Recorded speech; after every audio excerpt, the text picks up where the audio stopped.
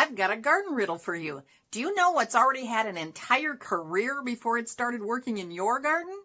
Picture this, a dark place where thousands of pounds of mushrooms are sprouting from carefully prepared beds of compost.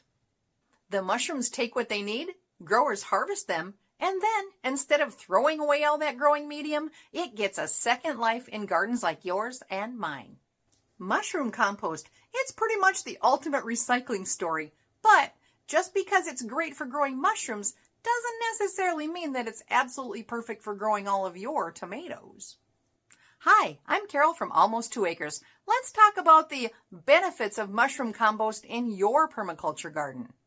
Mushroom compost, also called mushroom cultivation compost or spent mushroom substrate, isn't actually compost made from mushrooms. It's the growing medium that's left over after commercial mushroom growers harvest their crops. Here's what typically goes into it: a mixture of straw, hay, peat moss, ground corn cobs, cottonseed meal, poultry litter, and sometimes horse manure. This mixture gets composted, then mushroom spores are added and mushrooms are grown in it. Once the mushroom growing cycle is complete and mushrooms are harvested, the spent growing medium gets pasteurized and sold to gardeners. So what you're getting is basically a well-composted blend of organic materials that's been through a pretty intensive process. First composted, then used for mushroom production, then pasteurized. Let's talk about mushroom compost benefits and why it's so popular with vegetable gardeners. First, it's an excellent soil conditioner. It improves soil structure whether you have heavy clay or sandy soil. In clay, it helps break things up and improve drainage. In sandy soil, it helps retain moisture and nutrients. This makes it valuable for permaculture garden designs where building healthy, self-sustaining soil is a priority. Second, it adds organic matter, and we all know organic matter is the foundation of healthy garden soil. It feeds beneficial microorganisms, improves soil tilth, and helps with water retention. Third, it provides some nutrients. Mushroom compost fertilizer isn't a high-power synthetic fertilizer, but this mushroom cultivation compost does contain nitrogen, phosphorus, and potassium in modest amounts, plus trace minerals. Think of it more as a soil builder than a concentrated fertilizer. And finally, it's often fairly affordable and available locally from landscaping suppliers, garden centers, or directly from mushroom farms, which makes it accessible for most gardeners. Now we need to talk about some important considerations because mushroom compost isn't right for every situation, and understanding how to use mushroom compost correctly is necessary. The biggest issue is salt content. Mushroom cultivation compost typically has elevated salt levels. That EC, or electrical conductivity, can be quite high. This happens because of the manures and other materials used in the original mushroom growing medium. What does this mean for your garden? Well, if you use too much mushroom compost or use it incorrectly, those salts can actually damage plants, especially seedlings and salt-sensitive crops.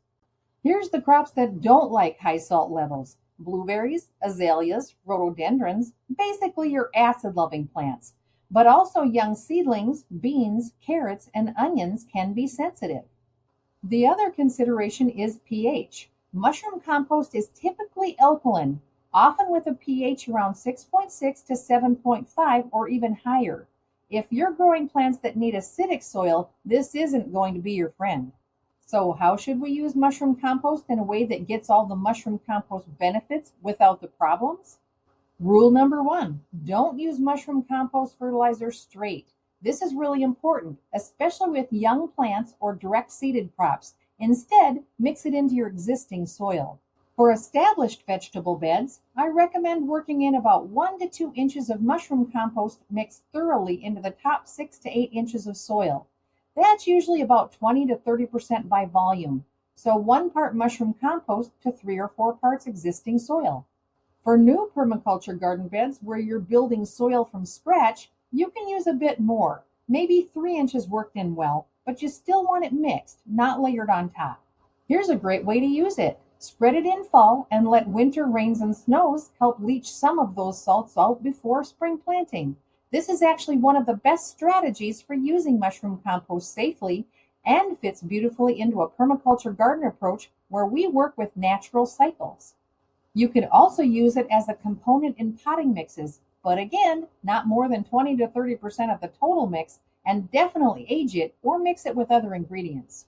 Let me tell you what not to do with mushroom compost. Don't use it around seedlings or newly germinated seeds. Those high salt levels can really damage tender young plants. Don't use mushroom compost fertilizer as mulch in thick layers. Some people do this, but that concentrated layer of high salt material sitting on top of your soil can cause problems. Don't use it on acid-loving plants like blueberries or if you're trying to lower your soil pH. And don't assume all mushroom compost is the same. Quality varies a lot depending on the mushroom growing operation, how the compost was processed, and how long it's been aged. Fresh spent mushroom substrate will have higher salt levels than well-aged material.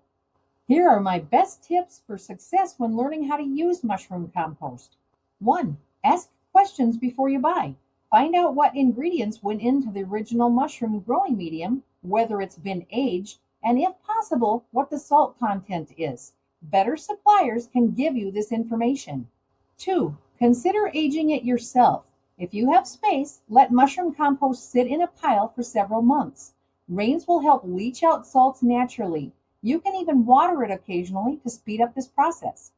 3. Do a soil test both before and after using mushroom compost. This helps you understand what you're working with and whether you need to adjust your approach, especially important in a permaculture garden where soil health is everything. 4. Start small. Use it on a test bed the first year and see how your plants respond. You can always add more the next season if things go well. 5. Combine it with other amendments. Mushroom compost works great mixed with regular compost, peat moss, or coconut coir. This dilutes the salt content and balances things out while still giving you the mushroom compost benefits.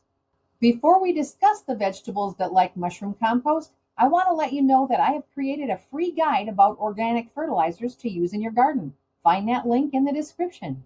So what vegetables actually do well with mushroom compost fertilizer? Tomatoes, peppers, and eggplants generally handle it fine. They're not super salt sensitive. Brassicas like cabbage, broccoli, and kale do well.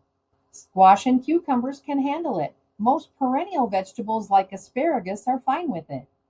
Just go easy with it around beans, carrots, onions, and radishes. These can be more sensitive to salt. Mushroom compost can be a really valuable addition to your vegetable garden or permaculture garden when used correctly. It's affordable, adds organic matter, improves soil structure, and provides some nutrients. But, and this is important, it's not a miracle cure-all and it's not right for every situation. The key to getting the mushroom compost benefits is understanding its limitations, using it in moderation, mixing it well into your soil, and paying attention to how your plants respond. Think of it as one tool in your soil building toolbox, not the only tool. The substrate used in mushroom growing has already done one job, growing mushrooms, and now it's ready to really help build up your permaculture garden soil. Please take this moment to like and subscribe to my channel and leave a comment. Doesn't cost you a thing, but it does great things for my channel. Until next time, let's consider adding wonderful compost to each of our gardens so that we can get growing.